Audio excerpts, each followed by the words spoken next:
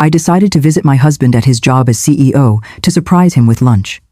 At the entrance, there was a sign that said, "Authorized personnel only." When I told the security guard I was the CEO's wife, he laughed, actually laughed, and said, "Ma'am, I see his wife every day. There she is, coming out right now." I turned and saw a woman in her 30s, wearing the necklace I'd been looking for in my jewelry box for months. She was carrying a Hermes bag I'd admired, but my husband said we couldn't afford. And when she walked past me, I smelled my signature perfume, the custom blend I thought only I wore. That's when I knew I wasn't just being replaced. I was being erased, and they had no idea I was about to make them pay for every lie. I'm Catherine. I'm 58 years old. I've been married for 32 years. And this is the story of how I discovered my husband had been living a double life, and how I took everything he thought he'd built with her.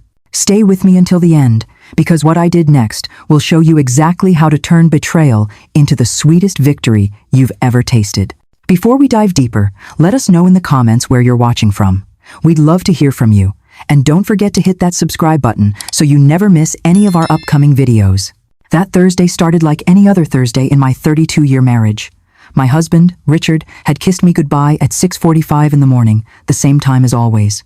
He straightened his Armani tie in the hallway mirror, the tie I'd given him for our anniversary, and said what he always said. "Another day, another dollar, Kath. Don't wait up. Board meeting tonight." I'd made his coffee. I'd ironed that shirt. I'd been doing it for 3 decades. Richard was CEO of Grandview Medical Solutions, a medical supply company he'd built from nothing. Or so I thought. We'd sacrificed for that company. Late nights, missed anniversaries, postponed dreams of traveling the world. "When I make it big, Kath," he'd always said, "we'll make up for lost time." But that Thursday, something made me check our bank statements. Call it intuition. Call it the universe finally giving me a sign. Whatever it was, what I found made my blood run cold. Our joint account, the one Richard said was for household expenses, had been drained to $3,000. But there were transfers I'd never seen before.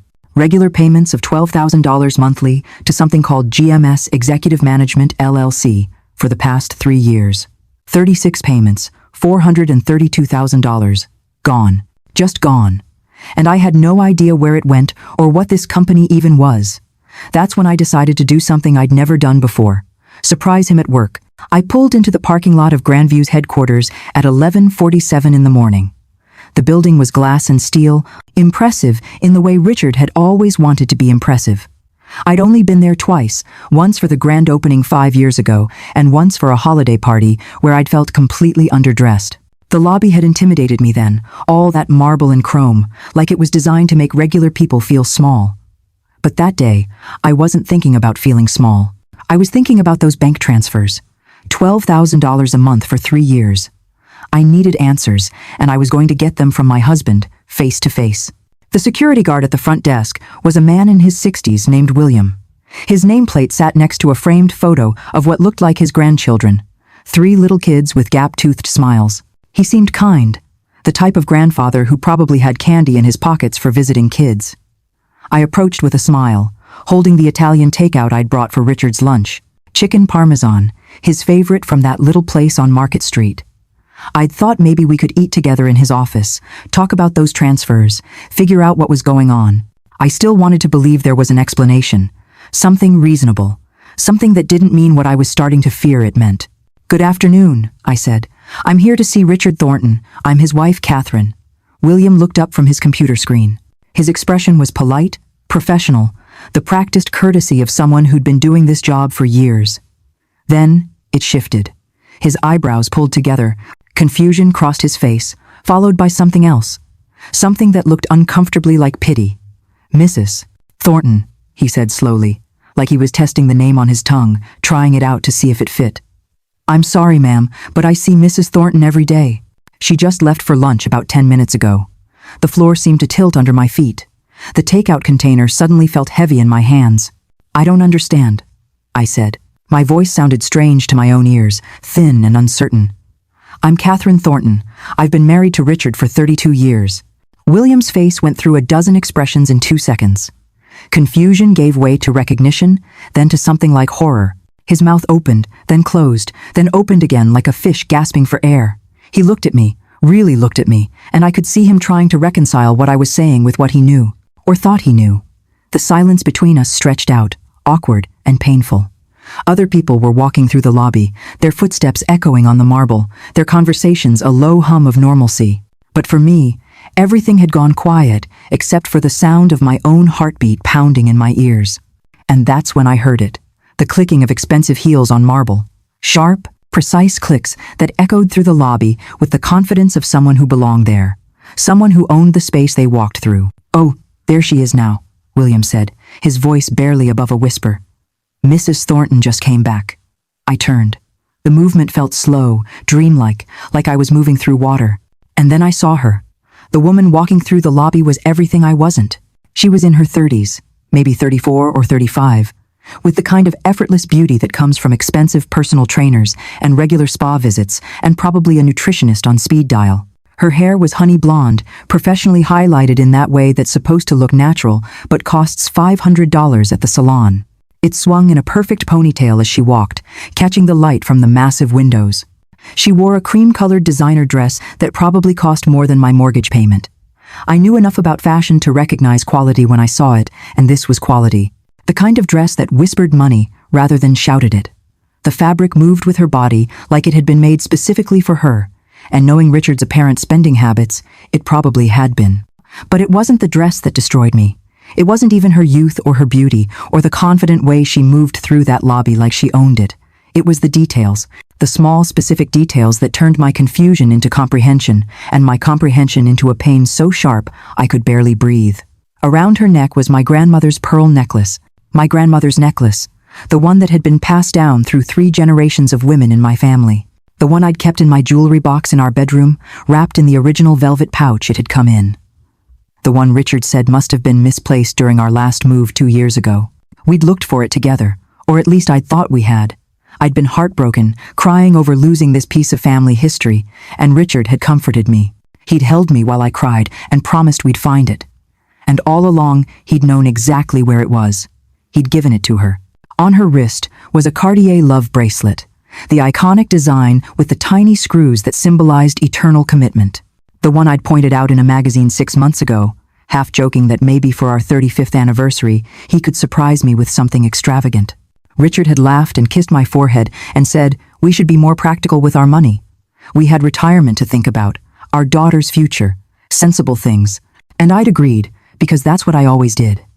I agreed with Richard because I trusted him to know what was best for our finances, for our future. But apparently practical didn't apply to her. In her hand was a Hermès Birkin bag in burgundy leather, the exact one I'd admired in the boutique window last Christmas when Richard and I had been downtown looking at the holiday decorations. I'd stopped in front of that window like I always did, just to look, just to appreciate beautiful things I knew I'd never own. Richard had squeezed my hand and said, "Maybe when business picks up, honey, maybe someday." And I'd smiled and squeezed back and said it was fine. I didn't need expensive bags anyway. My old purse worked just fine. But he'd remembered. He'd remembered which bag I wanted, the exact color, the exact style. He'd remembered, and then he'd bought it for someone else. And when she walked past me, close enough that I could have reached out and touched her, close enough that I could see the French manicure on her nails and count the diamonds in her earrings, I smelled it. My perfume. Not a similar scent, not something in the same family. My perfume. The custom blend I'd had made at a tiny boutique in Paris on our 20th anniversary trip. Richard and I had spent a whole afternoon there while the perfumer mixed different scents, trying to create something unique, something that was distinctly mine. Jasmine and vanilla, with notes of amber and sandalwood, the perfumer had written down the formula and promised this was the only bottle in existence. "One of a kind," she'd said in her French accent. "Just like you, madame." I'd treasured that perfume. I'd used it sparingly, only on special occasions, wanting to make it last. The bottle was still 3/4 full in my bathroom cabinet. Or it had been the last time I checked.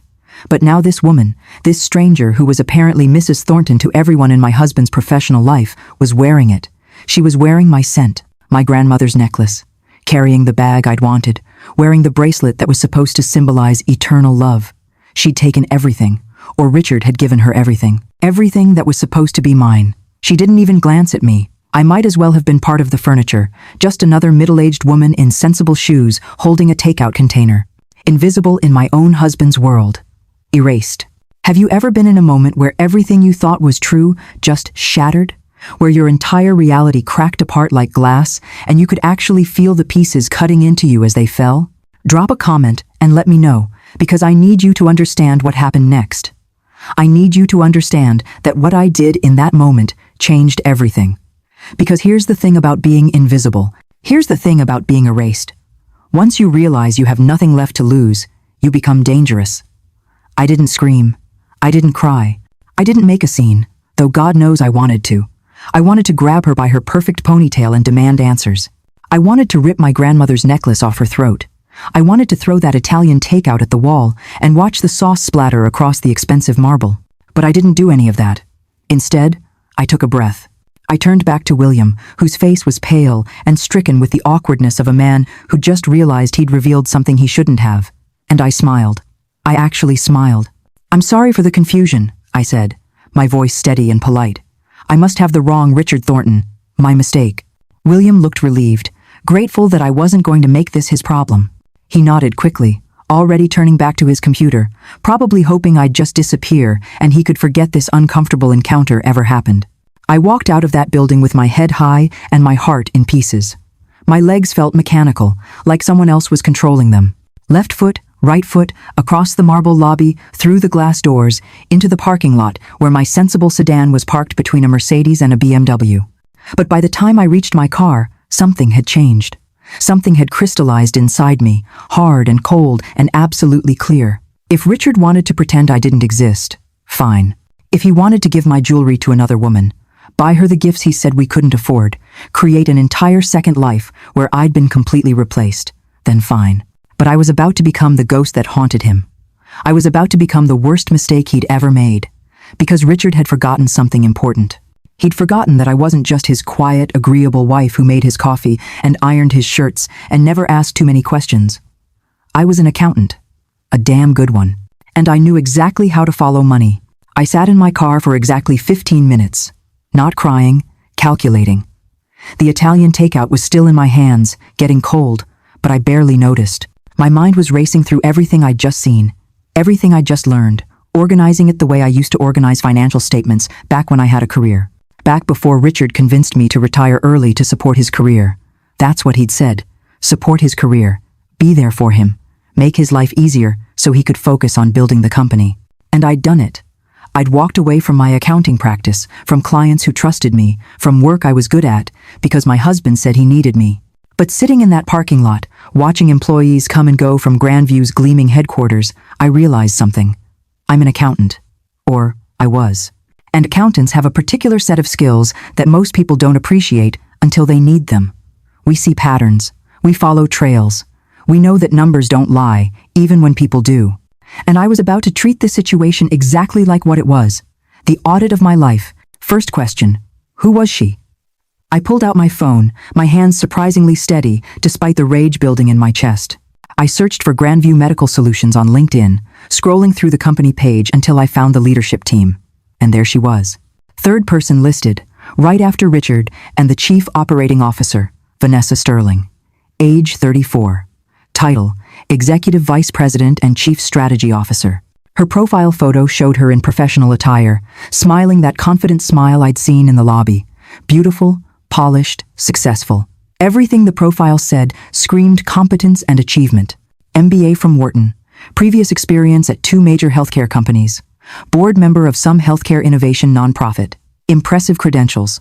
The kind of resume that would make any CEO want to hire her.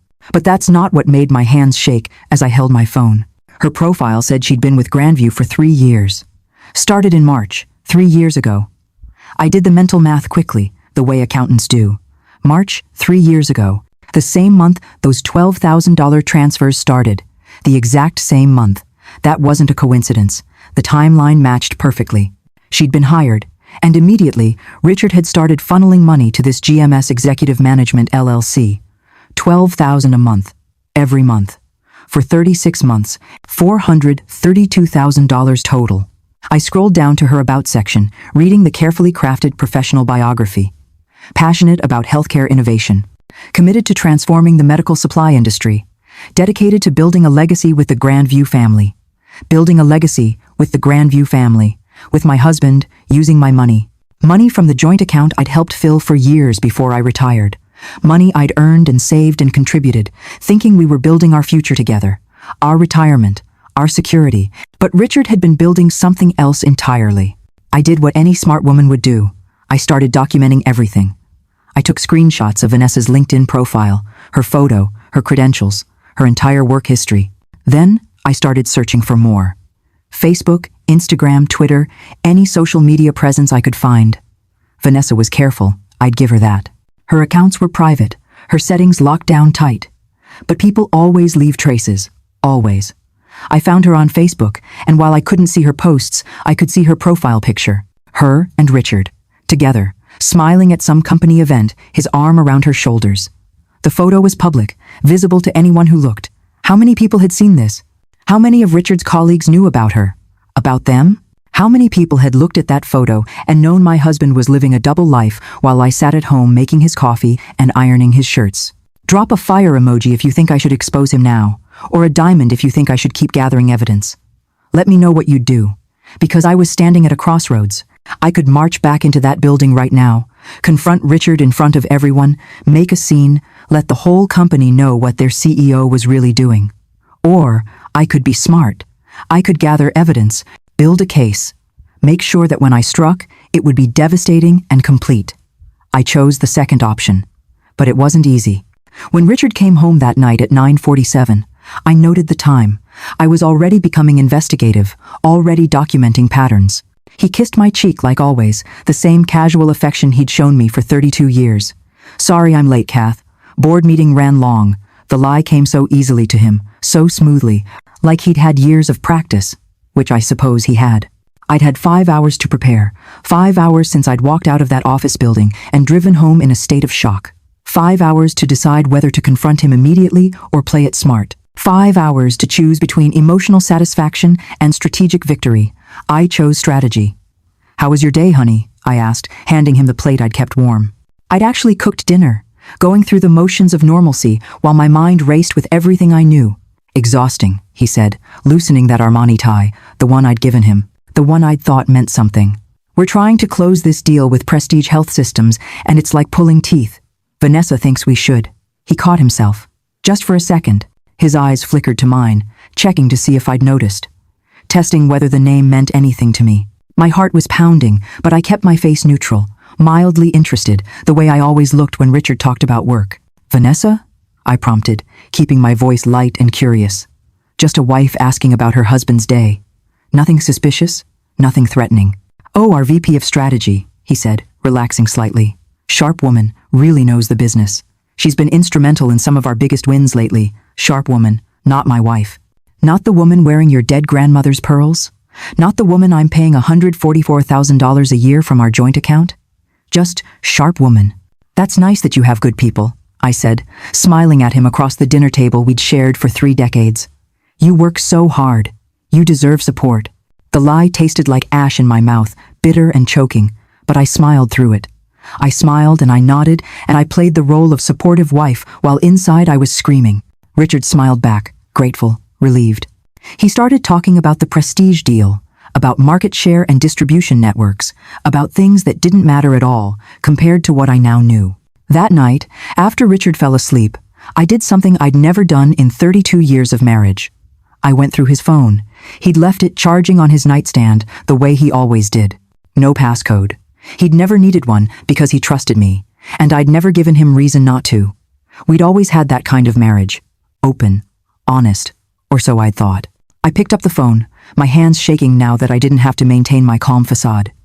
The screen lit up, showing his home screen. A photo of us from our anniversary dinner last year. Both of us smiling. Both of us happy. Or at least I'd been happy. I'd thought he was too. What I found wasn't just an affair. It was a completely separate life. I opened his messages, and there she was. V. Just the letter V. Like she was so important, so integrated into his daily life that she didn't even need a full name. Just an initial. Like a code. Like a secret. The messages went back 3 years. Thousands of them. I scrolled up, watching the timeline unfold in reverse. Recent messages from this morning. Good morning, beautiful. Can't wait to see you at the office. Meetings all afternoon, but thinking about dinner tonight. Messages from yesterday. That presentation was perfect. You're amazing. Thank you for always having my back. Messages from last week. I love waking up next to you. These weekends at the lake house are what keep me sane. Lake house? What lake house? We didn't have a lake house. I kept scrolling, going back months, watching the progression of their relationship unfold in text form. The messages got more intimate as I went back in time. More vulnerable. More honest than Richard had been with me in years. Thank you for believing in me when no one else did. You make me want to be better. I never knew I could feel this way. I found photos I'd never seen. The app showed dozens of images they'd shared back and forth. Vanessa and Richard at company events, his arm around her waist in a way that was far too familiar for a professional relationship. The two of them at restaurants I recognized, places Richard had told me he was having client dinners or meeting with investors. The two of them, on a yacht, champagne glasses raised, the ocean sparkling behind them. A yacht we definitely didn't own. We didn't know anyone who owned a yacht. But there was Richard, relaxed and happy, wearing shorts and a polo shirt, looking younger and more carefree than I'd seen him look in a decade. And there was Vanessa, in a bikini, laughing at something off camera. On her left hand, clearly visible even in the casual photo, was a diamond ring. Large, expensive, sparkling in the sunlight. I zoomed in on the photo, studying that ring. It wasn't the kind of ring you wear casually. It was the kind of ring that meant something, that symbolized something. Was he engaged to her, while still married to me? Then I found the folder, labeled Future Plans, tucked into his Files app like it was a business document, like our marriage ending and his new life beginning was just another project to manage. I opened it, my stomach churning with dread and fury. Property listings for a penthouse in Manhattan, luxury condos with floor-to-ceiling windows and city views, 3 bedrooms, 3.5 baths, doorman building, rooftop terrace. Asking price, $4.2 million. The listing was marked with a star, saved to favorites. There were notes in Richard's handwriting in the margins. Good investment, V loves the layout. Close to her parents, V loves the layout. Vanessa, he was buying real estate with her. Planning a future in Manhattan, a city I'd always wanted to visit, but Richard said was too expensive, too crowded, too impractical. Apparently it was only impractical for me. Vacation itineraries to Santorini, the Greek islands, the place I'd been begging Richard to take me for years. I'd shown him photos from travel magazines, talked about how beautiful it would be, how romantic. Watching the sunset in Oya, swimming in the Aegean Sea, exploring ancient ruins. He'd always said we couldn't afford it. Maybe someday, Kath. Maybe when we retire. But here were detailed itineraries, hotels booked, flights reserved, for Richard and Vanessa. 2 weeks in Greece, scheduled for next month. While I'd be home alone, probably, thinking he was on some business trip. Business proposals for expanding Grandview Medical Solutions, complete with financial projections and market analysis. And there, on the cover page, was the proposed new company name. Sterling Thornton Medical Solutions. Not Thornton, Sterling Thornton. He was planning to merge his name with hers. To rebrand the entire company, the business he'd supposedly built from nothing, to include her name. Literally erasing me from his professional identity, making her his partner in every sense of the word. But the worst was the document at the bottom of the folder. A consultation summary from Jenkins and Associates. I knew that name. Everyone in the state knew that name. They were the most aggressive divorce lawyers around, the ones you hired when you wanted to destroy your spouse financially and emotionally, the ones who played dirty and won. According to the summary, Richard had met with them 4 times over the past 6 months. 4 meetings, 4 strategy sessions about how to divorce me while minimizing what I'd get. The summary was clinical, detached, reducing our marriage to a series of financial calculations and legal strategies. The strategy was simple, laid out in bullet points like a business plan. Establish a pattern of my voluntary withdrawal from his professional life. Document my choice to retire early. Position the divorce as a mutual recognition that we'd grown apart. Grown apart. Like it was something that just happened naturally, not something he'd engineered while building an entire life with someone else. The lawyer had even noted, and I read this line 3 times to make sure I was understanding it correctly. Client wishes to minimize spousal support by establishing wife's voluntary exit from workforce and lack of contribution to business growth. Recommend documenting client's sole responsibility for company success and wife's contentment with domestic role. Contentment with domestic role, the role he'd convinced me to take, the role he'd said was so important, so necessary for his success. Support his career, he'd said. Be there for him. make home a sanctuary where he could recharge from the stress of running a company. I'd done exactly what he asked. I'd given up my career, my independence, my income, and now he was using that sacrifice as evidence that I didn't deserve a fair share of what we'd built, that I hadn't contributed, that I'd been content to sit at home while he did all the real work. That's when I stopped being Richard's wife and became his worst nightmare. If you're wondering how this ends, trust me, you won't see it coming. What I did next wasn't just revenge, it was justice. Stay with me. I spent the next 3 days living a lie. I made Richard's coffee every morning, exactly the way he liked it. 2 sugars, splash of cream. I ironed his shirts, making sure the collar was crisp and the cuffs were perfect. I kissed him goodbye when he left for work and welcomed him home when he returned late, always with some excuse about meetings or clients or emergencies that couldn't wait. I played the role of devoted wife so perfectly that Richard never suspected a thing. But every moment, I was planning. Every smile was calculated, every kind word was strategy. See, Richard thought he was smart. He'd been planning this divorce for 6 months, maybe longer, building his case, documenting evidence, consulting with expensive lawyers, positioning himself to win. But he'd made one critical error, one massive miscalculation that was going to cost him everything. He'd married an accountant, and accountants know how to follow money. Those $12,000 monthly transfers to GMS Executive Management LLC, I traced them. It took me about 4 hours of research, digging through public records and corporate filings, using databases I still had access to from my old firm. The LLC was registered in Delaware, a common choice for shell companies because of the privacy laws. But the registered agent was listed as Vanessa Sterling. Her name, her signature on the formation documents. Richard had been paying her a salary of $144,000 a year from our joint account. Not from company funds, not from his personal account. From our joint account, the account I'd helped build with my income before I retired. The account that was supposed to be for household expenses and emergencies and our shared future. He'd been taking my money and giving it to his girlfriend. For 3 years. But it got better. Or worse, depending on your perspective. I pulled our tax returns for the past 3 years. Richard always handled the taxes, said it was too complicated for me to worry about, that his accountant took care of everything. I'd signed where he told me to sign, trusting that everything was legitimate and legal. Why wouldn't I? He was my husband. But now I looked at those returns with different eyes. Professional eyes. Skeptical eyes. And I found something beautiful. Richard had been claiming Vanessa as a business consultant and deducting her payments. $144,000 a year in consulting fees, reducing Grandview's taxable income significantly. But there was no consulting agreement. I checked the company records, the files he kept in his home office. No contract, no invoice trail, no scope of work, no deliverables, no legitimate business justification for those payments. Vanessa was an employee. She was on the payroll as VP of Strategy. You can't pay someone as an employee and also claim their payments as consulting expenses. That's not how it works. That's not legal. What he'd been doing wasn't just betrayal. It wasn't just a husband cheating on his wife and planning to leave her with as little as possible. It was tax fraud. Federal tax fraud. The kind that comes with penalties and fines and potential criminal charges. The kind that the IRS takes very seriously. And I had every document to prove it. Bank statements showing the transfers, tax returns showing the deductions, corporate records showing Vanessa's employment, LLC registration showing her ownership. It was all there. A complete paper trail of fraud, and Richard had been too arrogant to hide it properly. Should I have called him out right then, or kept gathering evidence?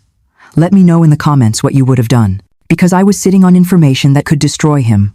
I could have gone to the IRS immediately, filed a report, let the government handle it. But that felt too impersonal, too removed. I wanted Richard to know it was me. I wanted him to understand exactly who had brought him down. I chose option 3. Infiltration.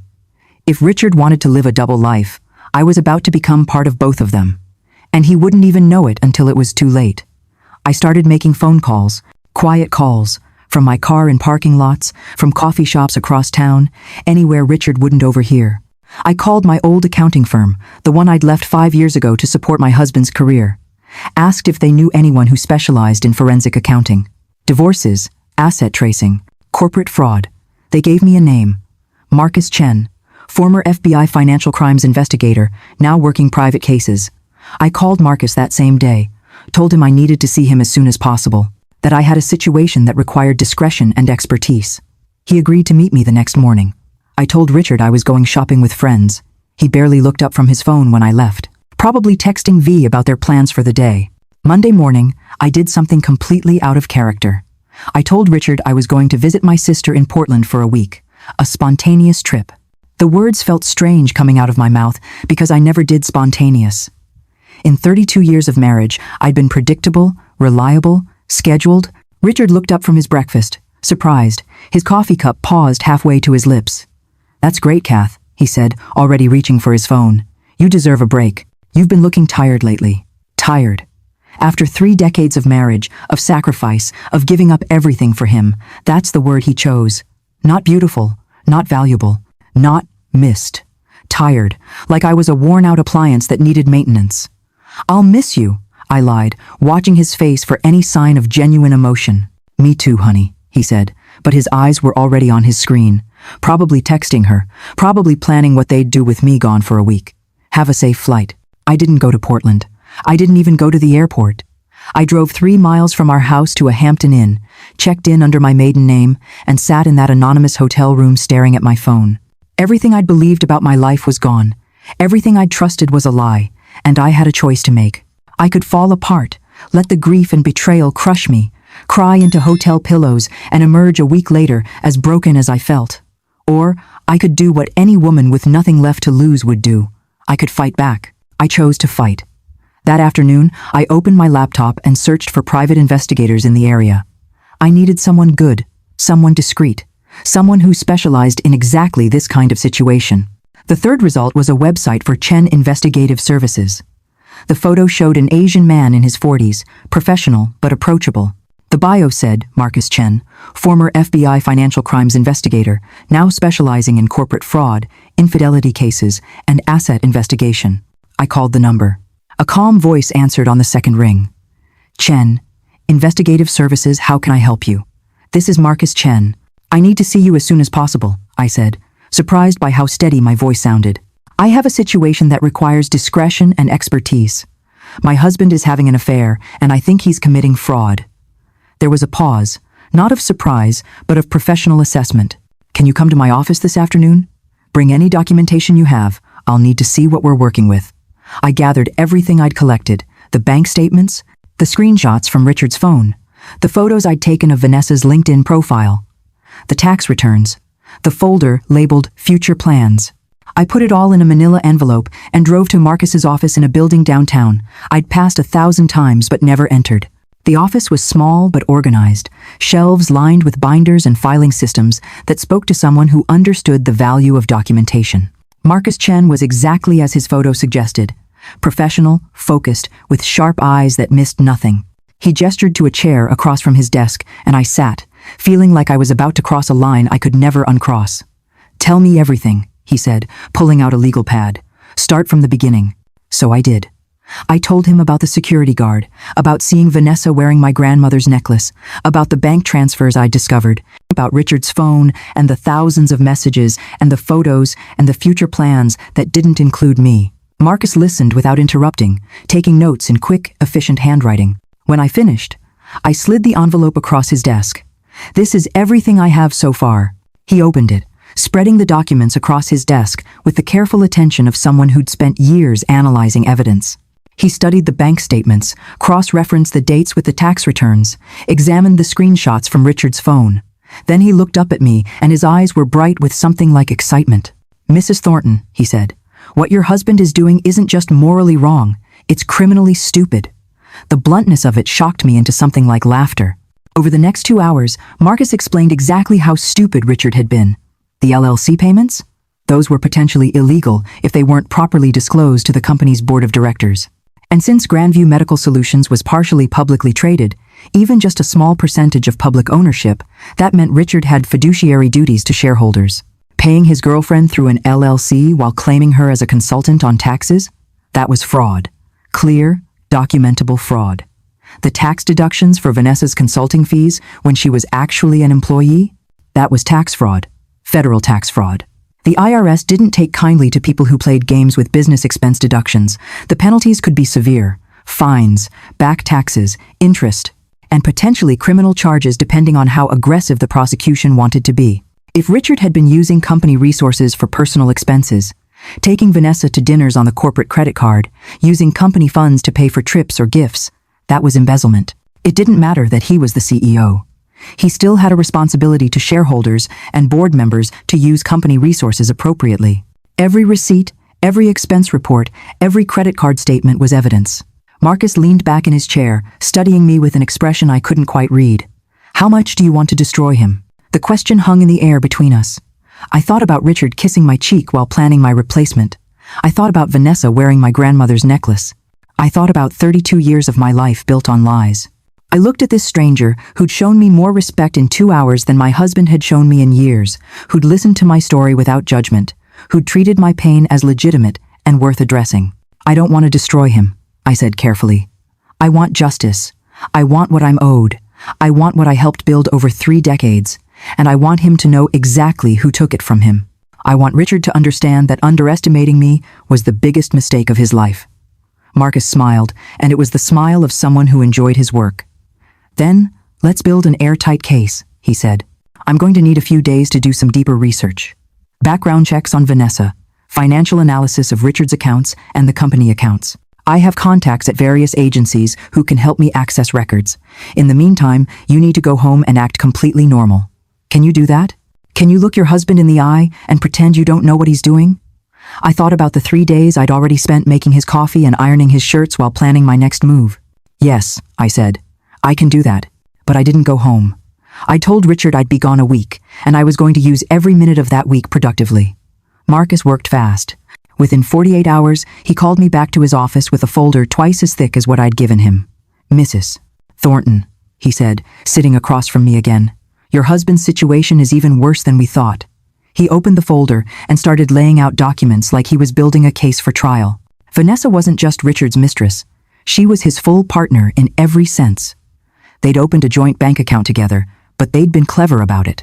The account was registered under Richard's middle name, James, and Vanessa's maiden name, Morrison. James Morrison and Vanessa Morrison. Like they were married, like they were a legitimate couple. The account was at a different bank than any of our personal or business accounts, carefully hidden from casual discovery. The account had $340,000 in it. Marcus showed me the bank statements he'd obtained through methods I decided not to ask about. $340,000. I stared at the number, trying to comprehend it. While I'd been clipping coupons from the Sunday paper, buying generic brands at the grocery store, wearing the same clothes for years because Richard said business was tight and we needed to save money, he'd been stashing away $350,000 with his girlfriend. Where did this money come from? I asked. Multiple sources, Marcus said, pointing to the deposit history. Some from Grandview Medical Solutions, structured as bonuses and executive compensation. Some from the LLC account, transferred from the joint account you share with Richard. Essentially, he was taking your money, running it through the LLC to make it look like a business expense, then moving it to this hidden account. Money laundering. That's what this was. Richard was laundering money from our marriage into his secret life. They owned property together, Marcus continued, pulling out more documents. A lake house in upstate New York, purchased 2.5 years ago for $650,000. It's registered under the GMS Executive Management LLC, the same one he's been paying Vanessa through. So technically it's a business asset, which means he's probably deducting the mortgage interest and property taxes. But it's not used for business. It's their personal vacation home. He showed me photos he'd taken, surveillance photos from a distance, but clear enough to break my heart. Vanessa and Richard on a wooden deck overlooking a lake, the water sparkling behind them. They were drinking wine, relaxed, happy. Vanessa in a bikini, laughing at something. Richard with his arm around her, looking more content than I'd seen him look in a decade. Another photo of them arriving at the house, Richard carrying luggage, Vanessa carrying what looked like grocery bags. Domestic, comfortable, established. This isn't new, I said, staring at the photos. This isn't some fling that got out of hand. They've built a whole life together. Marcus nodded. That's exactly what this is. A parallel life. And it gets worse. He pulled out another document and slid it across the desk to me. I need to prepare you for this next part. I looked at him, seeing something in his expression that terrified me. What? What else could there possibly be? They have a child, he said quietly. The words didn't make sense at first. I heard them, but my brain couldn't process them. A child. My husband, who told me 15 years ago that he'd had a vasectomy, who'd said we couldn't have more children because he'd made a permanent medical decision, had a child with Vanessa. Marcus showed me the birth certificate. Sophia Rose Sterling Thornton. Born February 14th, 2 years ago. Valentine's Day. How sickeningly appropriate. Richard was listed as the father. The birth had been registered in New York State, probably at that lake house they owned. Mother's name, Vanessa Claire Sterling. Father's name, Richard James Thornton. My husband's full legal name right there on an official document claiming paternity of another woman's child. I stared at the photo Marcus had taken, a surveillance shot of Vanessa picking up a toddler from a daycare center in upstate New York. The little girl had dark, curly hair pulled into 2 small pigtails. She was wearing a pink jacket and holding a stuffed elephant. The same kind of elephant Richard had given our daughter Julia when she was born 29 years ago. He told me it was a family tradition, that his mother had given him an elephant when he was born, and now he'd given one to his secret daughter too. The little girl had Richard's eyes. Even in the photo, even from a distance, I could see it. That same shape, that same expression. I thought about Julia. My daughter, our daughter. 29 years old now, living in Boston, working in marketing, barely calling anymore because her father was always too busy with work to talk. Julia didn't know she had a half-sister. She didn't know her father had been living 2 completely separate lives, and Richard had planned to keep it that way. According to documents Marcus had uncovered, documents that must have come from Richard's lawyer consultations. Richard's divorce strategy included a strict confidentiality clause. He was planning to pay me a settlement, an insultingly low settlement based on what Marcus had calculated, in exchange for my silence about private matters discovered during the marriage. Private matters. That's what he called his secret child, his secret house, his secret bank accounts, his secret life. He was going to pay me to disappear quietly, to let him transition smoothly into his new family, his new life, his clean slate with Vanessa and their daughter. While I got what? A fraction of what I'd helped him build over 3 decades and a lifetime of knowing I'd been replaced by a younger model? A lifetime of knowing that my sacrifice, my retirement from my career, my support of his dreams had been repaid with betrayal and erasure? I sat in Marcus's office and felt something shift inside me. That's when I stopped wanting justice and started planning war. Before I tell you what I did next, I need you to comment below. What would you do if you discovered your spouse had a secret child? Would you confront them immediately, or would you plan your response? I need to know I'm not crazy for what came next, because the people who don't subscribe to hear the rest of this story are going to miss the most satisfying takedown you've ever witnessed. And later, they'll be in the comments asking what happened, wishing they'd subscribed when they had the chance. Don't be that person. Hit subscribe now. Marcus and I spent the next week building an airtight case. Not just for divorce, though that was certainly part of it. We were building a case for complete financial exposure, for corporate accountability, for every consequence Richard had thought he could avoid. We documented every fraudulent expense, every dinner at expensive restaurants charged to the Grandview corporate card when Richard was supposedly entertaining clients, but was actually with Vanessa. Every flight booked through the company travel account for trips that had no business purpose. Every hotel room, every gift, every luxury purchase that had been disguised as a business expense but was actually funding his affair. We documented every tax violation, the LLC payments that were claimed as consulting fees but had no legitimate business purpose, the property expenses for the lake house that were deducted as business costs but were actually personal use, the salary payments to Vanessa that were duplicated through the LLC, essentially paying her twice for the same work. We documented every misuse of company funds, every lie Richard had told the board about his personal life, every conflict of interest he'd failed to disclose. As a CEO of a partially public company, Richard had a legal obligation to disclose potential conflicts of interest. His relationship with Vanessa, an executive at the company, was absolutely a conflict that should have been reported to the board. His failure to disclose it was a violation of his fiduciary duty. But I didn't just want to expose Richard. I wanted to expose Vanessa too. She'd been playing a role, performing the part of the brilliant strategist, the professional wonder, the woman who'd earned her place at Grandview Medical Solutions through merit and talent alone. Except Marcus discovered something beautiful. Vanessa had been hired 3 years ago under what we might politely call suspicious circumstances. Her resume, the one that had presumably been submitted to Grandview's HR department, listed an MBA from Stanford University. Impressive credentials for someone her age. Marcus called Stanford. They had no record of a Vanessa Sterling or Vanessa Morrison ever attending their business school. Not in the graduate program, not in any program. Her previous job experience was equally fabricated. She'd claimed to have worked at 2 major healthcare companies before joining Grandview. Marcus contacted both companies. Neither had any record of employing anyone by her name. The companies she'd claimed to work for before that, one didn't exist at all. The other had gone out of business 5 years before she supposedly worked there. She'd lied her way into Grandview Medical Solutions with completely fake credentials, and Richard had known. He must have known, as CEO. He would have been involved in the hiring decision for a vice president position.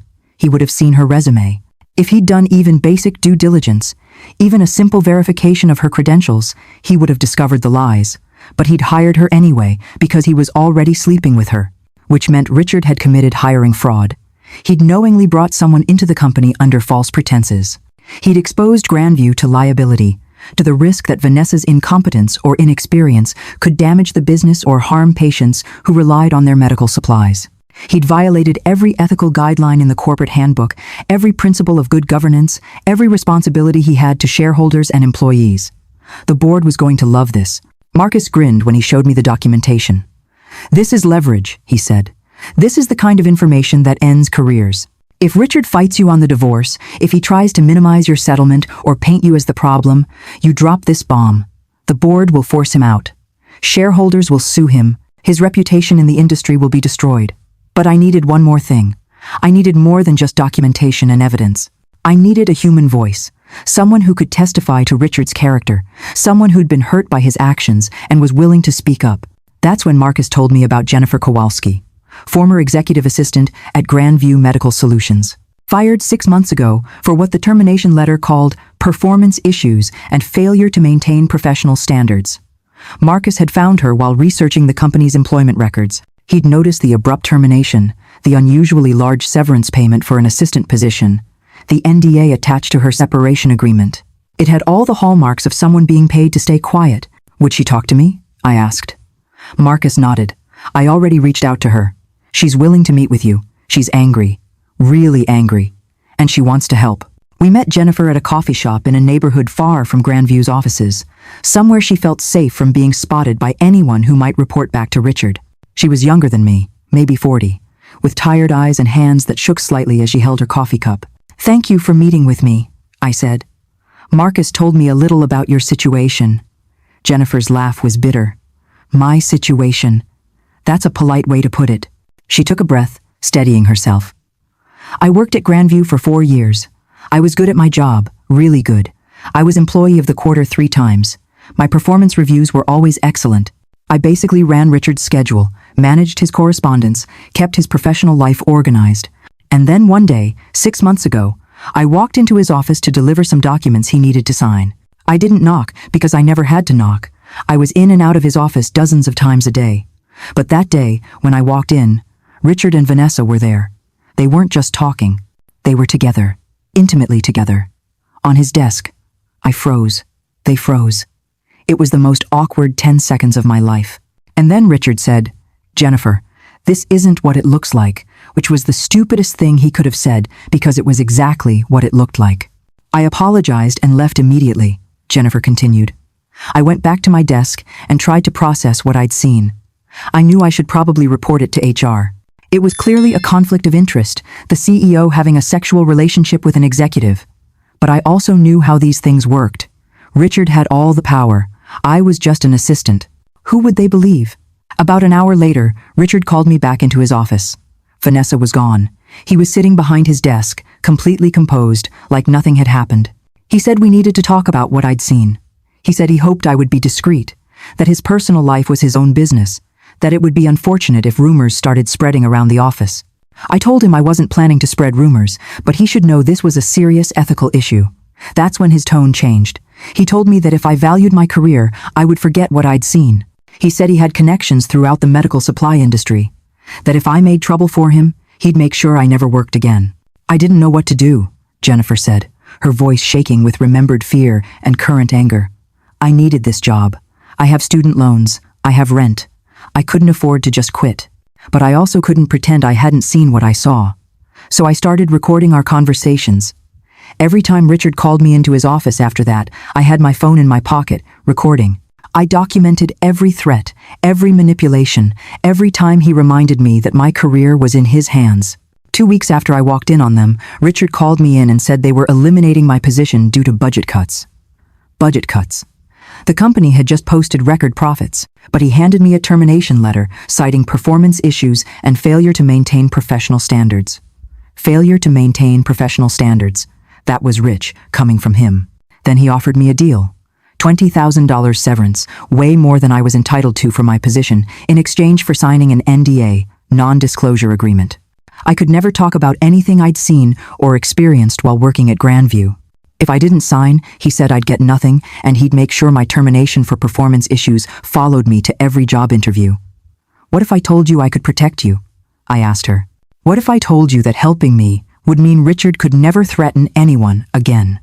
That you could speak the truth without fear of retaliation?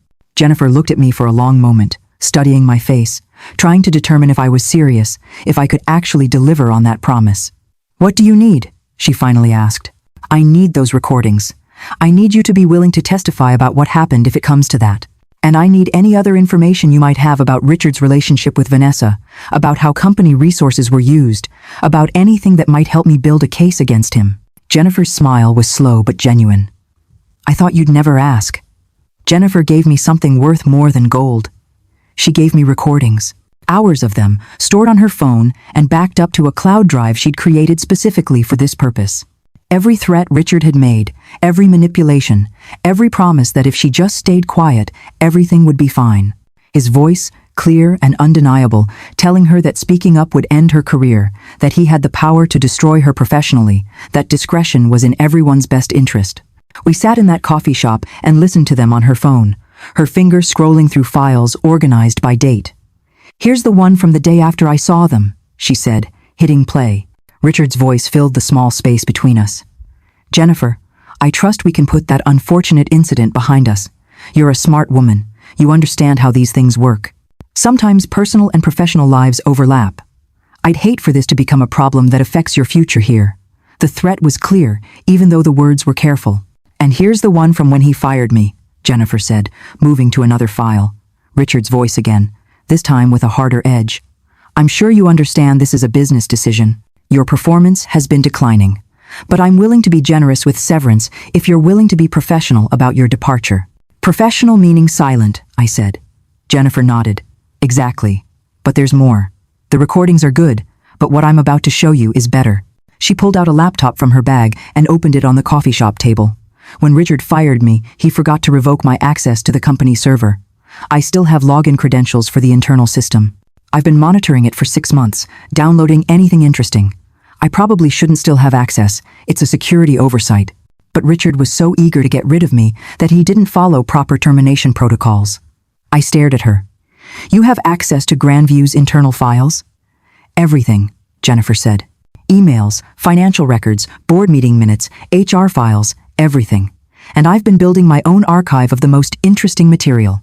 She turned the laptop toward me and opened a folder. Inside were hundreds of emails between Richard and Vanessa, going back 3 years. I started scrolling through them, my heart racing as I read. The emails discussed everything. How to hide their relationship from other employees. How to handle board members who might ask questions about Vanessa's rapid promotion. How to structure their finances to benefit themselves while minimizing tax implications.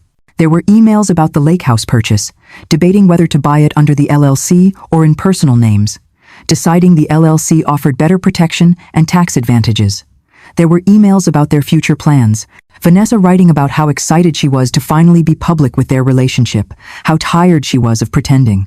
Richard responding that timing was everything, that he needed to position the divorce carefully to minimize financial impact. There were emails discussing me, Richard describing me as a non-issue, someone who'd become complacent and wouldn't fight back.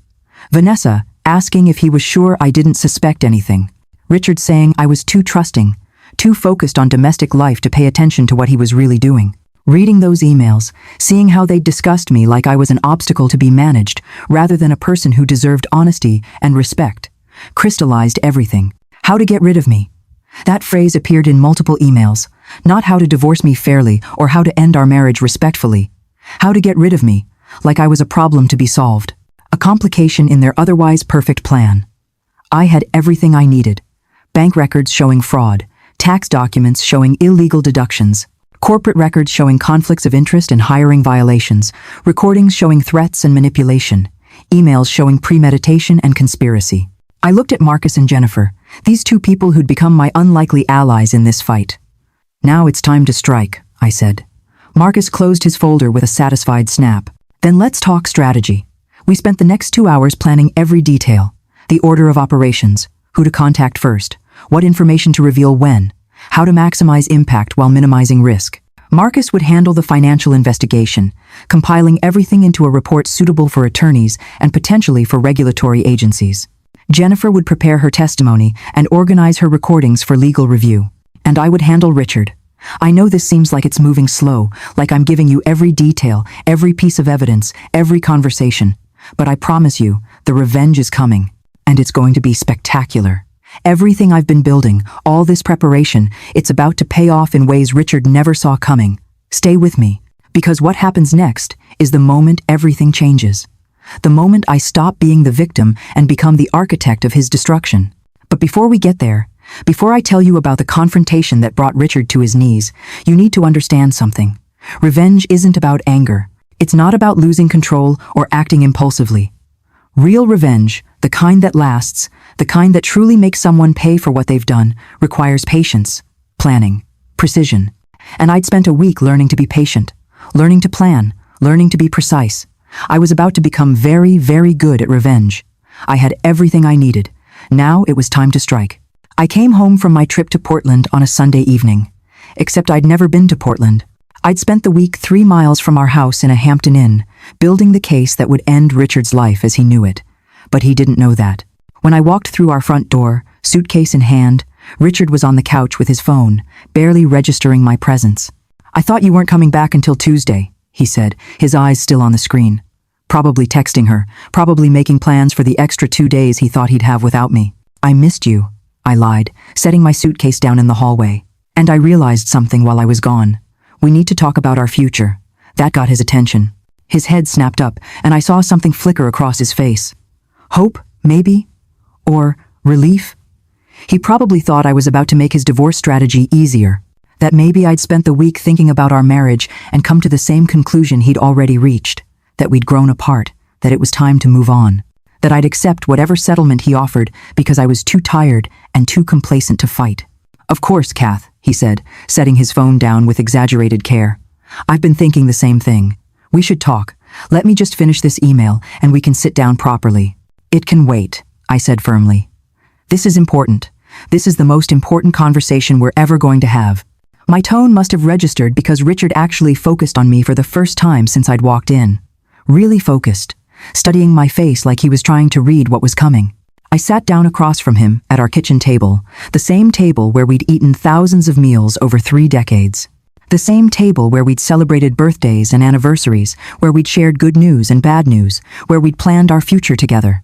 The table where Richard had promised me forever on the night before our wedding, holding my hands across the polished wood and saying he'd never let me down. I pulled out a folder from my purse, a thick manila folder stuffed with documents, and set it on the table between us, with a heavy thud that seemed to echo in the quiet kitchen. "What's this?" Richard asked. His voice was casual, but I could see tension creeping into his shoulders. "This," I said, meeting his eyes directly, "is every lie you've told me for the past 3 years." For a moment, he just stared at me. Then comprehension began to dawn. His face went white, actually white, like all the blood had drained from his body in a single instant. His hand, which had been resting casually on the table, slowly curled into a fist. "Catherine, what are you talking about?" His voice was careful now, controlled, the voice he probably used in difficult board meetings. I opened the folder slowly, deliberately, making him wait, making him wonder exactly how much I knew. "This is a photo of you and Vanessa Sterling at your lake house in upstate New York." I slid the first photo across the table. "The lake house you bought using funds from our joint account." The photo showed them on that wooden deck, wine glasses in hand, the lake sparkling behind them.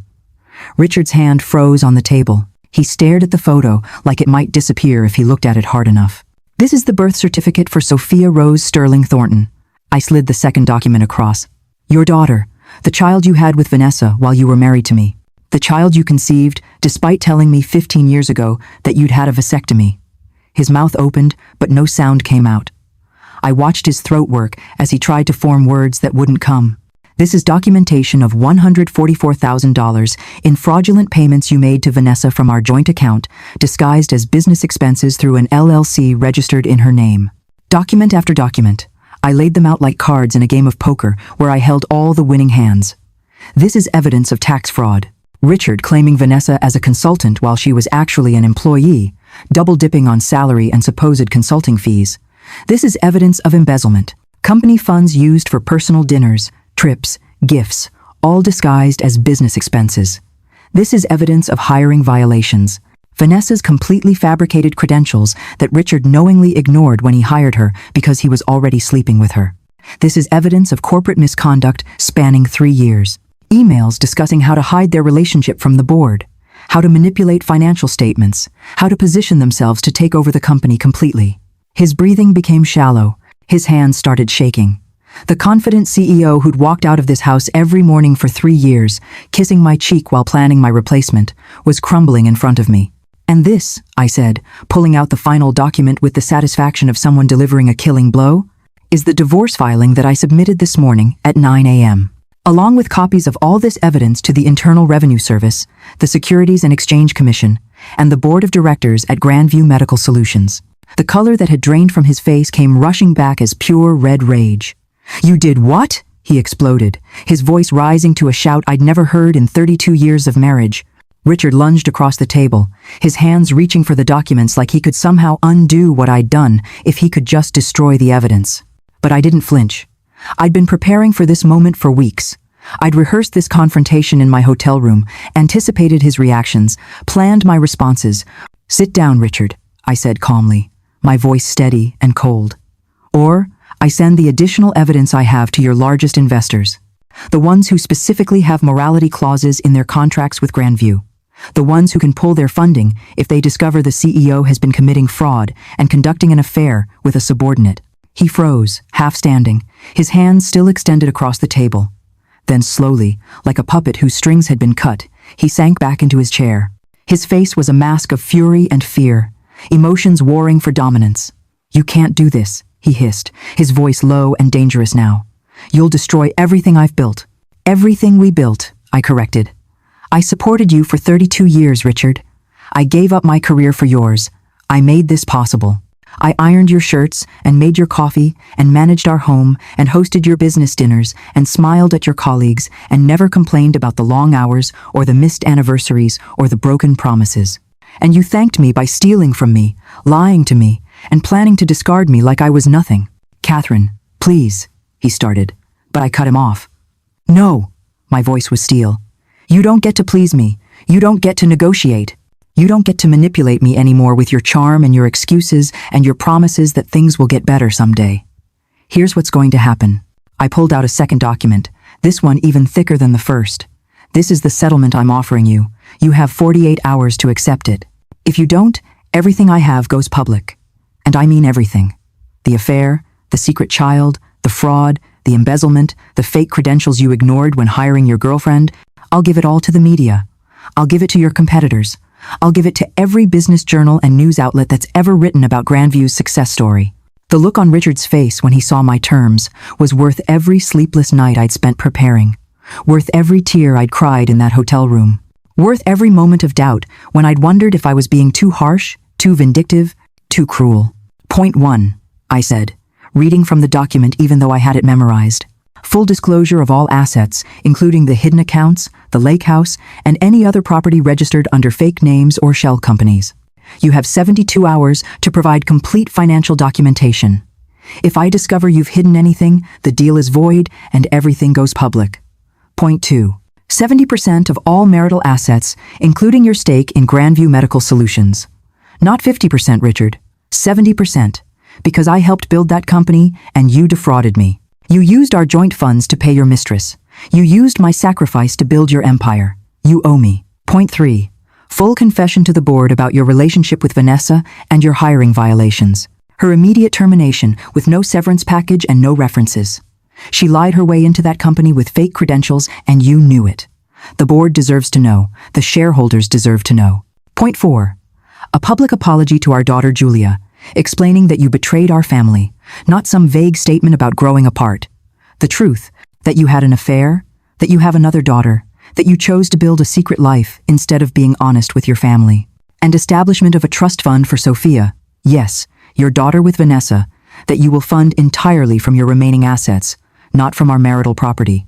That child didn't ask to be born into this mess. She deserves financial security, even if her father is a lying cheater. Point 5. You will voluntarily submit to an IRS audit and pay all back taxes, penalties, and fines without attempting to implicate me or use marital funds to cover your debts. You committed the fraud. You pay for it. Point 6. If you ever contact me again for any reason other than legally required communications, all evidence will be released to the media immediately. I don't want to hear from you. I don't want your excuses or your apologies or your attempts to explain why you did what you did. We're done. Was I being too harsh or not harsh enough? Let me know in the comments. Because sitting there, watching Richard read through the terms of his destruction, I felt nothing but cold satisfaction. Richard stared at the document like it was a death sentence. His hands trembled as he turned the pages, reading each point, each condition, each consequence. "You're insane," he whispered. "This is insane.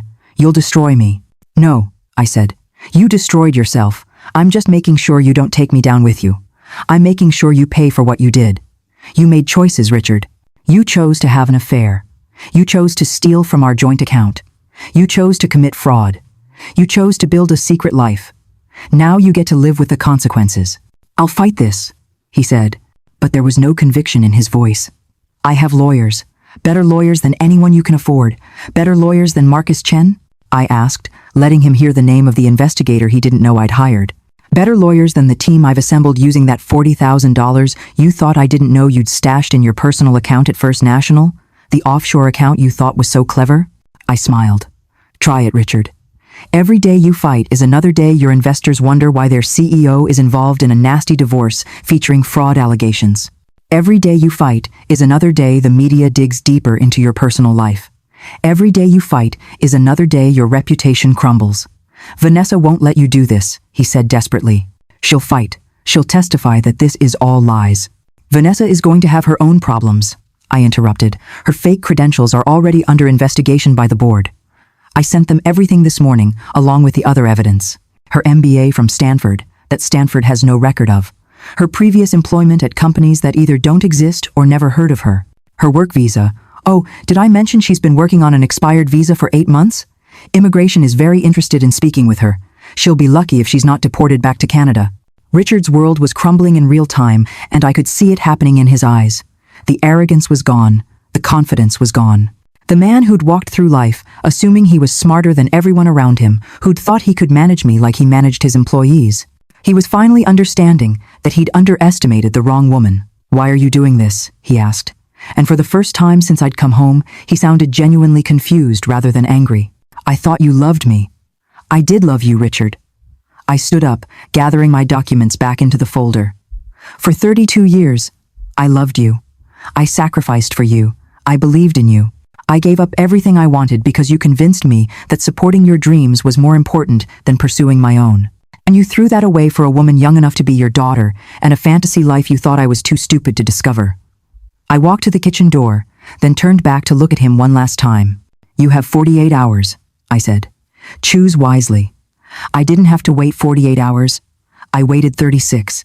Because at 10 o'clock on Tuesday morning, the board of directors at Grandview Medical Solutions held an emergency meeting. I know because I was invited to attend. Not as Richard's wife, not as the supportive spouse who showed up at holiday parties and smiled for photos. As a potential witness in their internal investigation into corporate misconduct by their CEO. I dressed carefully that morning, a navy suit I'd bought years ago for my own business meetings, back when I had a career, professional but not aggressive, competent but not threatening. I wanted the board to see me as credible, trustworthy, someone whose testimony they could rely on.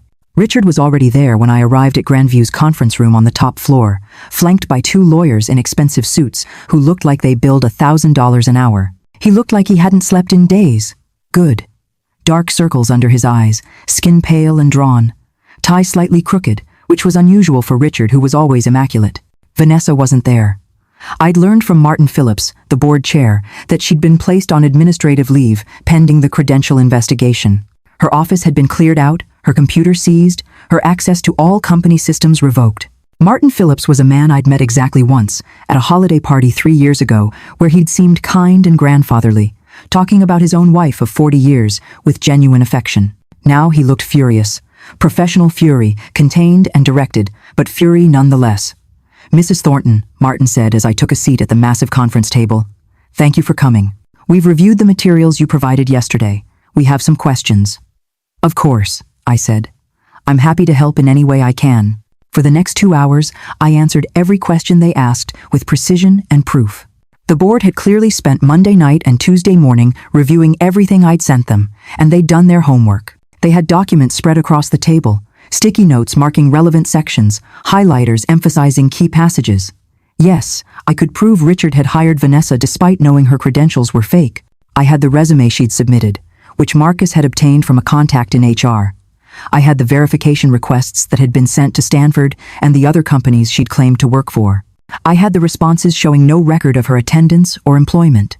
And I had emails, obtained from Jennifer's server access, showing Richard telling a colleague not to worry about the background check, that he'd vouch for Vanessa personally. Yes, I could prove he'd used company funds for personal expenses related to their relationship. I had credit card statements showing charges at restaurants on nights Richard had told me he was working late. I had hotel receipts from the lake house registered as business retreats that had no business purpose. I had expense reports claiming these costs as client entertainment when the only person being entertained was Vanessa.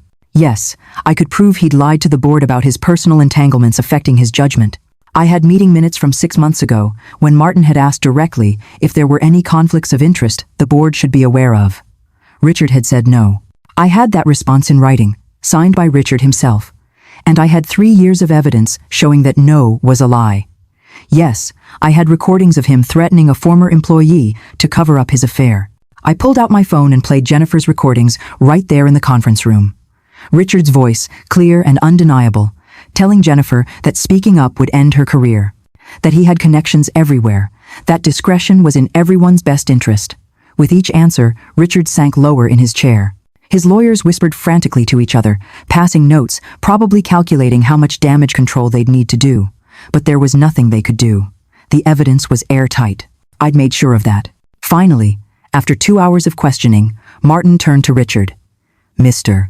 Thornton," he said, his voice formal and cold, effective immediately. "You are suspended from your position as CEO, pending a full investigation into these allegations. Your access to all company accounts is frozen. Your company email and phone are revoked. Your office will be secured and searched, and security will escort you from the building. You are not to contact any employees, any clients, or any board members except through your legal counsel." Richard's face went from white to red to purple. "You can't do this." He stood up, his chair scraping against the floor. "I built this company. I am this company. You can't just throw me out." "No," Martin said coldly, standing as well. "You endangered this company. You exposed us to legal liability with your hiring practices. You defrauded shareholders with your expense reports. You violated the trust of your investors, your employees, and your family. You're not this company, Mr. Thornton. You're a liability this company can no longer afford." Security arrived within 30 seconds. 2 men in Grandview uniforms. One of them was William, the guard from that first day. The one who'd told me he saw Mrs. Thornton every day. William's eyes met mine for just a moment, and I saw something that might have been respect. They escorted Richard out of the boardroom, each taking an arm like he was a criminal being perp-walked out of a courthouse. Richard looked at me as he passed. His eyes were full of hate. Pure, undiluted hatred. Like this was somehow my fault. Like I'd done something wrong by exposing his lies instead of just accepting them. I smiled. I couldn't help it. After 3 years of being lied to, after weeks of planning, after days of doubt and fear, watching Richard be led out of his own company by security was the sweetest moment of my life. But I wasn't finished. Not even close. After the board meeting, after the other directors had left to begin damage control with investors and the media, Martin asked me to stay behind. "Mrs. Thornton," he said, returning to his seat at the head of the table. The board would like to offer you a position as interim financial consultant while we clean up this mess. We need someone to go through the company finances with a fine-tooth comb, identify any other irregularities, help us understand the full extent of the damage. You're an accountant, correct? I was, I said. Before Richard convinced me to retire early to support his career, I had my own practice for 15 years. Small business accounting, tax preparation, financial consulting. I am, I confirmed. I let my license lapse when I retired, but I can reinstate it quickly. We need someone we can trust, Martin said. Someone who knows where all the bodies are buried, metaphorically speaking. He smiled grimly. Someone who clearly has investigative skills and attention to detail. Someone who has no reason to protect Richard or cover up his mistakes. Would you be interested? I thought about Richard sitting in his car in the parking lot, 6 floors below us, probably calling Vanessa, probably trying to figure out how to salvage his destroyed life. Probably realizing that the wife he'd dismissed as too tired, too complacent, too boring to worry about, had just dismantled everything he'd spent 3 years building. I thought about Vanessa, whose career was over before it had really begun, who'd bet everything on a married man and lost.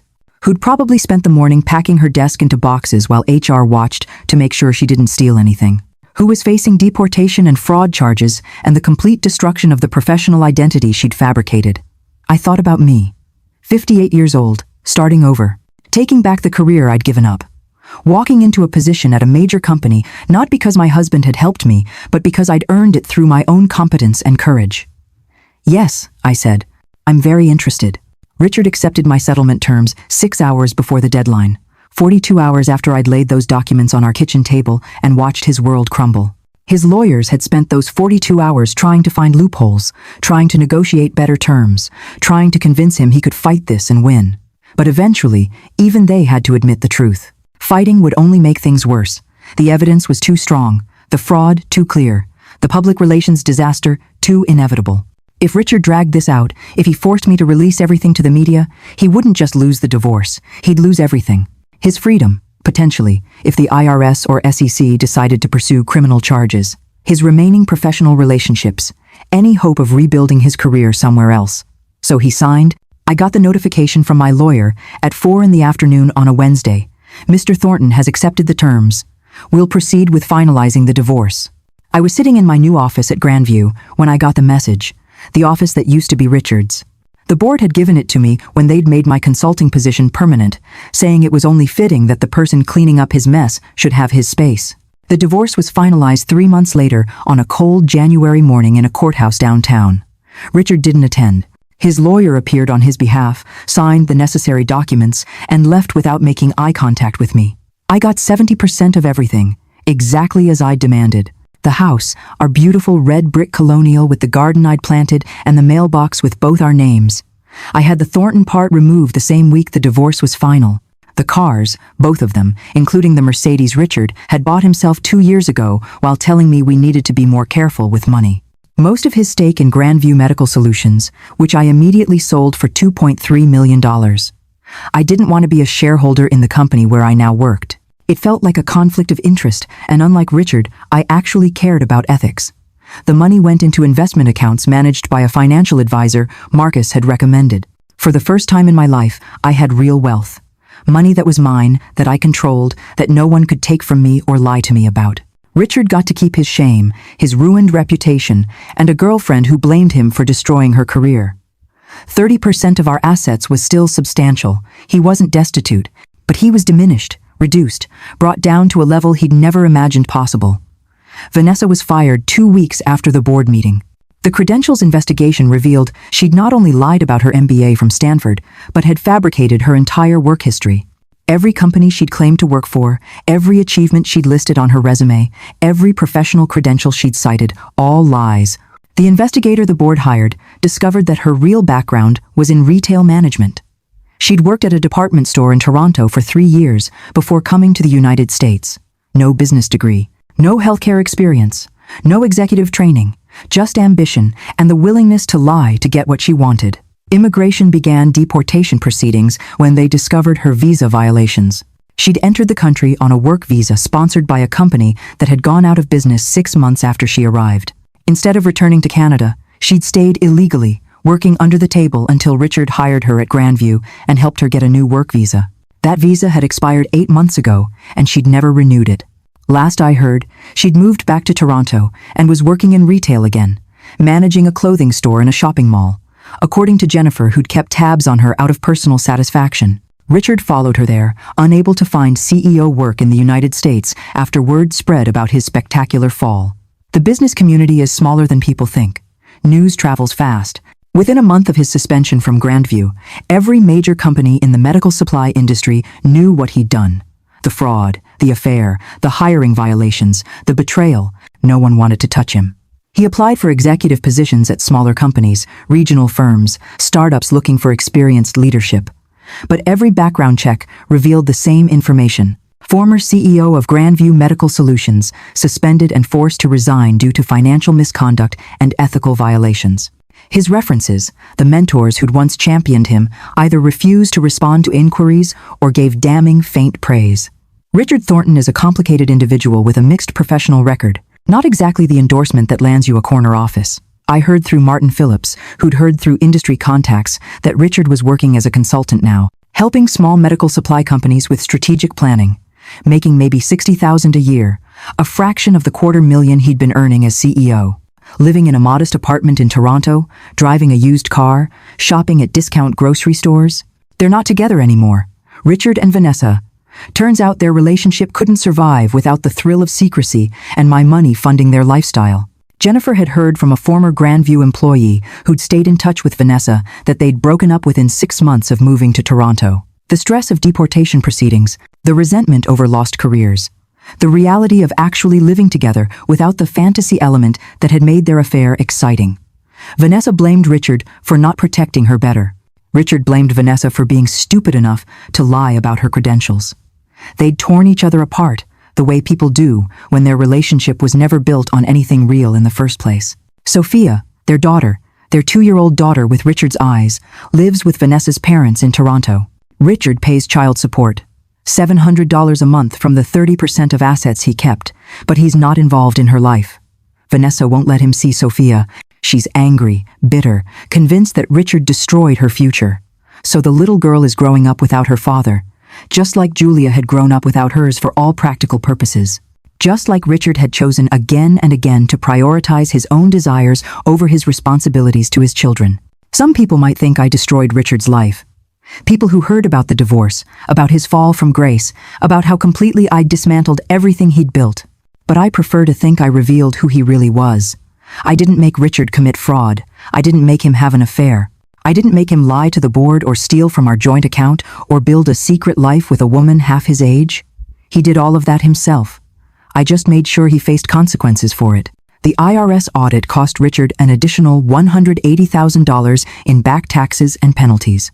The auditor had gone through 3 years of returns with a thoroughness that only the IRS can manage, finding every improper deduction, every questionable expense, every instance where Richard had claimed personal costs as business expenses. The penalties were substantial because the fraud was clear and intentional. This wasn't a matter of misunderstanding tax code. This was deliberate deception.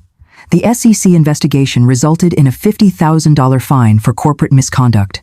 The Securities and Exchange Commission had looked into Richard's use of company funds, his failure to disclose conflicts of interest to the board, his violation of fiduciary duties to shareholders. The fine was relatively modest because Grandview was only partially publicly traded, but it was another black mark on his record. Another piece of evidence that Richard Thornton couldn't be trusted with other people's money or other people's companies. He'll never be a CEO again. That door is permanently closed. No board of directors will risk their reputation and their shareholders' money on someone with Richard's history. But here's what he lost that hurt more than money: respect. Our daughter Julia stopped speaking to him after I told her the truth about Sophia. She'd been so angry at me for years, distant and cold, calling maybe once a month with perfunctory conversations that felt obligatory rather than genuine. She'd believed Richard's narrative that I was the boring parent, the one who didn't understand ambition, who'd chosen domestic life over professional achievement. She'd admired her father for building Grandview, for being successful, for being someone important. Learning that he'd had an affair, that he'd fathered a secret child, that he'd systematically stolen from me while I supported him, broke something between them. I think it shattered her image of who her father was. She'd called me the day after I told her, crying so hard she could barely speak. "I'm so sorry, Mom. I'm so sorry I believed him. I'm so sorry I was distant. I didn't know. I didn't understand." We'd talked for 3 hours that night, really talked for the first time in years. And I'd felt my daughter coming back to me. Julia tried to maintain a relationship with Richard for a few months after the divorce. Duty calls, guilt, the hope that maybe there was some explanation that would make it better. But Richard couldn't give her what she needed. He couldn't apologize sincerely. He couldn't take responsibility. Every conversation devolved into him explaining why he'd done what he'd done, justifying his choices, blaming me for not being enough for him. Eventually, Julia stopped calling, stopped returning his emails, stopped trying to salvage something that Richard himself had destroyed. His professional network abandoned him too. The mentors who'd believed in him, who'd given him advice and opportunities and introductions that had helped him build Grandview. The investors who trusted him with their money. The colleagues who'd respected his business acumen, gone. All of them gone, because in business, trust is everything. And once you've proven yourself untrustworthy, once you've demonstrated that you'll lie and cheat and steal when it serves your purposes, nobody wants to associate with you. Nobody wants their reputation tainted by proximity to yours. Richard had built his entire professional identity on being trustworthy, being ethical, being someone who did things the right way. And when that image shattered, there was nothing left underneath. His legacy, the company he'd claimed he built from nothing, continued to thrive without him. Under new leadership, Grandview Medical Solutions actually became more profitable. The new CEO, a woman named Patricia Anderson, who'd been recruited from a competitor, streamlined operations, cut unnecessary expenses, rebuilt relationships with investors who'd been nervous about the scandal. Within 6 months, Grandview's stock price was higher than it had been under Richard's leadership. Turns out, Richard wasn't as indispensable as he thought. Turns out the company's success had been built on good employees, solid products, and market demand, not on Richard's supposed genius. Patricia even called me into her office 2 months after taking over to thank me personally for exposing Richard's fraud before it got worse. "You probably saved this company," she'd said. "If he'd continued unchecked for another year or two, the damage could have been irreparable. You did the right thing. And me? I got my life back. That position the board offered me as interim financial consultant? I took it, and I was good at it. Better than good. I was excellent. I'd spent 15 years running my own accounting practice before Richard convinced me to retire. I knew how to analyze financial statements, how to spot irregularities, how to trace money through complex corporate structures. I uncovered financial inefficiencies Richard had been ignoring for years. Vendor contracts that were overpriced because Richard hadn't bothered to renegotiate terms. Expense accounts that employees had been padding because there was no real oversight. Software subscriptions the company was paying for, but nobody was using. I streamlined operations, cutting waste, and reallocating resources to areas that actually generated revenue. I saved the company $400,000 in the first 6 months. Patricia loved me. The board loved me. The employees, once they realized I wasn't there to fire people, but to make their jobs easier by fixing broken systems, loved me. After a year, they offered me a permanent position as Chief Financial Officer, CFO of a publicly traded company. At 59 years old, I became an executive. Not because my husband had helped me, not because someone had given me a favor, but because I'd earned it through my own competence, my own expertise, my own hard work. The board vote was unanimous. I make $220,000 a year now. More than Richard was paying me in pretend allowance from our joint account, the money he'd dole out for household expenses while he stashed hundreds of thousands in secret accounts with Vanessa. This money is mine, my salary, my bonus, my stock options. Money I earn because I'm good at what I do, not because someone is generous enough to share their success with me. I bought a condo downtown with a view of the river. 15th floor, floor-to-ceiling windows, a balcony where I can watch the sunrise while drinking my coffee. I sold the house, our red brick colonial, with all its memories of 32 years of marriage. Let someone else make happy memories there. I didn't need it anymore. I decorated my condo exactly how I wanted. Modern art that Richard would have hated, calling it too abstract, too weird. Furniture in colors he would have said were impractical. A reading nook with a chair so comfortable I sometimes fall asleep in it with a book on my lap. No compromises, no negotiations, no one to tell me that my taste is wrong or my choices are questionable. Every single item in my home is something I chose because I wanted it, because it made me happy, because it reflected who I am rather than who someone else wanted me to be. I reconnected with Julia, really connected, for the first time in years. She apologized for being distant, for believing Richard's narrative that I was the boring parent who didn't understand ambition, who'd chosen mediocrity over achievement. Now we have dinner every week. Sometimes at my place, sometimes at hers, sometimes at restaurants where we try new cuisines and laugh over inside jokes we're building together. She tells me about her life, her job in marketing, her friends, her dating adventures. And I tell her about mine. We've become friends, not just mother and daughter. And it's one of the unexpected gifts of this whole terrible experience. I even started dating. Nothing serious yet, but I'm enjoying the attention of men who see me as interesting, valuable, worthy of pursuit. Men who ask about my career and seem genuinely impressed when I tell them I'm a CFO. Men who want to know my opinions, my thoughts, my dreams. Men who don't expect me to shrink myself to make them feel bigger. There's a man named David I've been seeing for a few months. He's a professor of history at the university, divorced like me, kind in a way that feels genuine rather than performative. He brings me books he thinks I'll like. He asks about my day and actually listens to the answer. He's nothing like Richard. And that's exactly what I need. But the best part? The absolute best part of this entire transformation? 6 months after the divorce was finalized, I was having coffee with Jennifer, the former assistant who'd given me those recordings that had been so crucial to my case. She'd become a real friend during all of this. She'd found a new job, executive assistant to the CEO of a tech startup, and she was thriving. "You know what I just realized?" Jennifer said, laughing over her latte. "Richard spent 3 years trying to erase you and replace you with Vanessa. 3 years of building this secret life, positioning her as the new and improved wife, the partner who understood him better than you ever could. And you ended up with his job, his money, his respect, and his peace of mind. While he's in Canada, working as a consultant for a medical supply company, making a fraction of what he used to make, completely miserable." She was right. I'd been erased from Richard's life. He'd systematically removed me from his future plans, his professional identity, his personal narrative.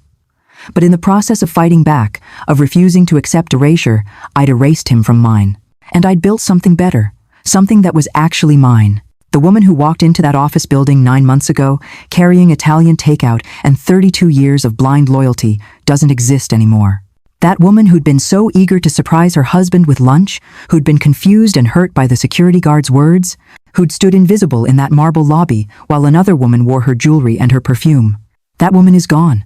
She's been replaced by someone stronger, someone who knows her worth, someone who won't accept less than she deserves ever again, someone who understands that love without respect is worthless, that loyalty without honesty is meaningless, that sacrifice without appreciation is just loss.